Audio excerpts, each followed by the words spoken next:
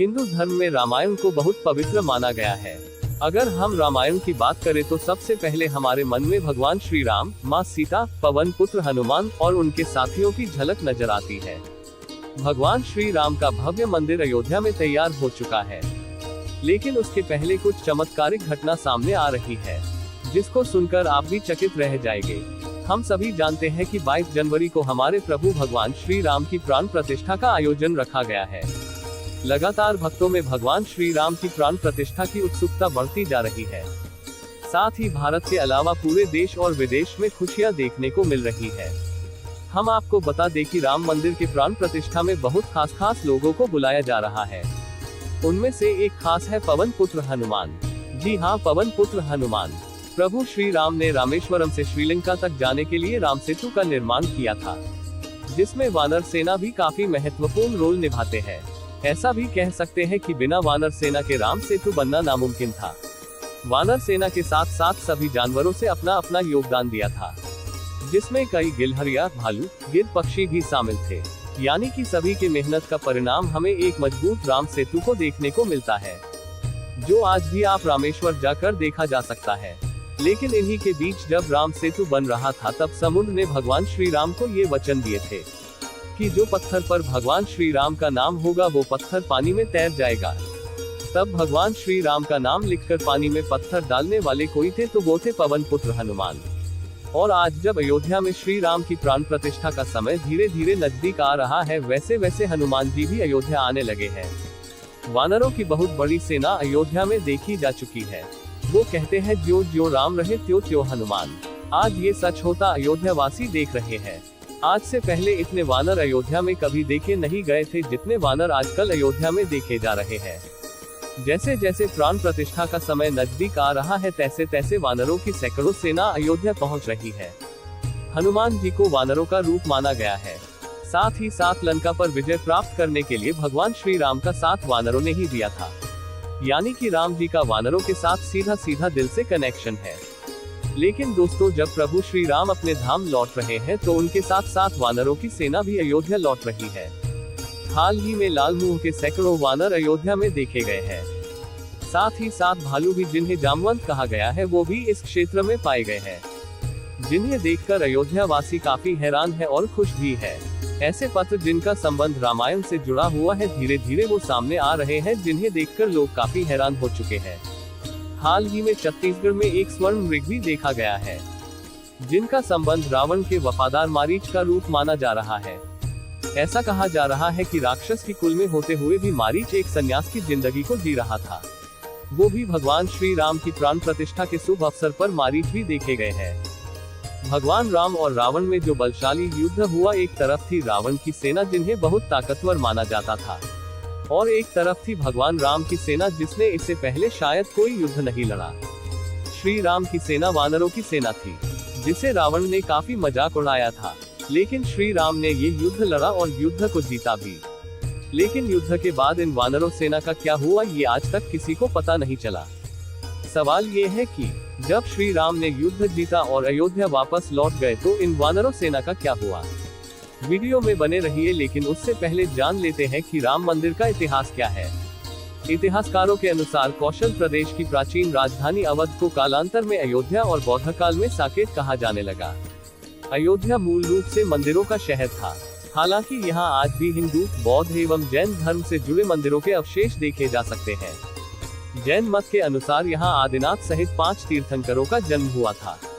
बौद्ध मत के अनुसार यहाँ भगवान बुद्ध ने कुछ माह विहार किया था। अयोध्या को भगवान श्री राम के पूर्वज विवस्वान सूर्य के पुत्र वैवस्वत मनु ने बसाया था। तभी से इस नगरी पर सूर्यवंशी राजाओं का राज महाभारत काल तक रहा। यहीं पर प्रभु श्री राम का दशरथ के महल में जन्म हुआ था। महर्षि वाल्मीकि ने भी रामायण में जन्मभूमि की शोभा एवं महत्ता की तुलना दूसरे इंद्रलोक से की है। धन धान्य व रत्नों से भरी हुई अयोध्या नगरी की अतुलनीय छटा एवं गगनचुंबी इमारतों के अयोध्या नगरी में होने का वर्णन भी वाल्मीकि रामायण में मिलता है। कहते हैं कि भगवान श्री राम के जल समाधि लेने के पश्चात अयोध्या कुछ काल के लिए उजाड़ सी हो गई थी, लेकिन उनकी जन्मभूमि पर बना महल वैसे का वैसा ही था। भगवान श्री राम के पुत्र कुश ने एक बार पुनः राजधानी अयोध्या का पुनर्निर्माण कराया। इस निर्माण के बाद सूर्यवंश की अगली 44 पीढ़ियों तक इसका अस्तित्व आखिरी राजा महाराजा बृहद्बल तक अपने चरम पर रहा।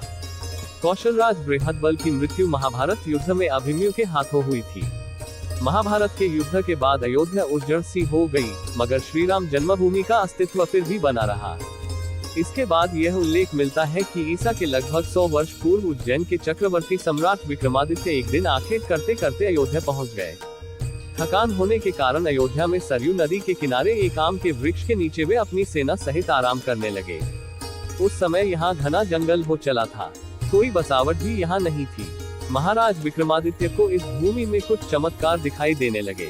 तब उन्होंने खोज आरंभ की और पास के योगी व संतों की कृपा से उन्हें ज्ञात हुआ कि यह श्री राम की अवध भूमि है। उन संतों के निर्देश से सम्राट ने यहाँ एक भव्य मंदिर के साथ ही कूप, सरोवर, महल आदि बनवाए। कहते हैं कि उन्होंने श्री राम जन्मभूमि पर काले रंग के कसौटी पत्थर वाले 84 स्तंभों पर विशाल मंदिर का निर्माण करवाया था। इस मंदिर की भव्यता देखते ही बनती थी।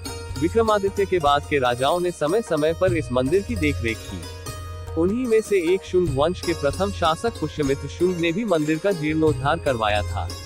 पुष्यमित्र का एक शिलालेख अयोध्या से प्राप्त हुआ था, जिसमें उसे सेनापति कहा गया है तथा उसके द्वारा 2 अश्वमेध यज्ञों के किए जाने का वर्णन है।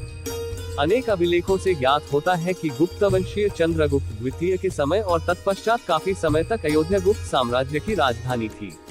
गुप्तकालीन महाकवि कालिदास ने अयोध्या का रघुवंश में कई बार उल्लेख किया है। इतिहासकारों के अनुसार 600 BC अयोध्या में एक महत्वपूर्ण व्यापार केंद्र था। इस स्थान को अंतर्राष्ट्रीय पहचान 5वीं शताब्दी में ईसा पूर्व के दौरान तब मिली, जबकि यह एक प्रमुख बौद्ध केंद्र के रूप में विकसित हुआ। तब इसका नाम साकेत था। कहते हैं कि चीनी भिक्षु फा हियान ने यहाँ देखा कि कई बौद्ध मठों का रिकॉर्ड रखा गया है। यहाँ पर 7वीं शताब्दी में चीनी यात्री हेनेत्सांग आया था। उसके अनुसार यहाँ 20 बौद्ध मंदिर थे तथा 3000 भिक्षु रहते थे और यहाँ हिंदुओं का एक प्रमुख और भव्य मंदिर भी था, जहाँ रोज हजारों की संख्या में लोग दर्शन करने आते थे। इसके बाद ईसा की 11वीं शताब्दी में कन्नौज नरेश जयचंद आया तो उसने मंदिर पर सम्राट विक्रमादित्य के प्रशस्ति शिलालेख को उखाड़कर अपना नाम लिखवा दिया। पानीपत के युद्ध के बाद जयचंद का भी अंत हो गया। इसके बाद भारतवर्ष पर आक्रांताओं का आक्रमण और बढ़ गया। आक्रमणकारियों ने काशी, मथुरा के साथ ही अयोध्या में भी लूटपाट की और पुजारियों की हत्या कर मूर्तियां तोड़ने का क्रम जारी रखा। लेकिन 14वीं सदी तक वे अयोध्या में राम मंदिर को तोड़ने में सफल नहीं हो पाए।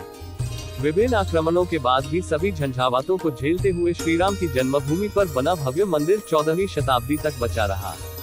कहते हैं कि सिकंदर लोदी के शासनकाल के दौरान यहाँ मंदिर मौजूद था। 14वीं शताब्दी में हिंदुस्तान पर मुगलों का अधिकार हो गया और उसके बाद ही राम जन्मभूमि एवं अयोध्या को नष्ट करने के लिए कई अभियान चलाए गए। अंततः 1527-28 में इस भव्य मंदिर को तोड़ दिया गया और उसकी जगह बाबरी ढांचा खड़ा किया गया।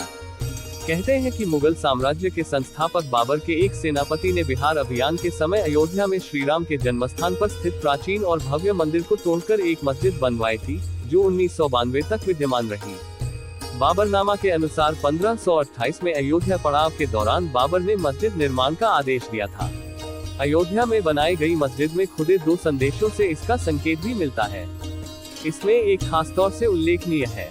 इसका सार है, जन्नत तक जिसके न्याय के चर्चे हैं। ऐसे महान शासक बाबर के आदेश पर दयालु मीर बकी ने फरिश्तों की इस जगह को मुकम्मल रूप दिया। हालांकि यह भी कहा जाता है कि अकबर और जहांगीर के शासनकाल में हिंदुओं को ये भूमि एक चबूतरे के रूप से सौंप दी गई थी, लेकिन क्रूर शासक औरंगजेब ने अपने पूर्वज बाबर के सपने को पूरा करते हुए यहाँ भव्य मस्जिद का निर्माण कर उसका नाम बाबरी मस्जिद रख दिया था।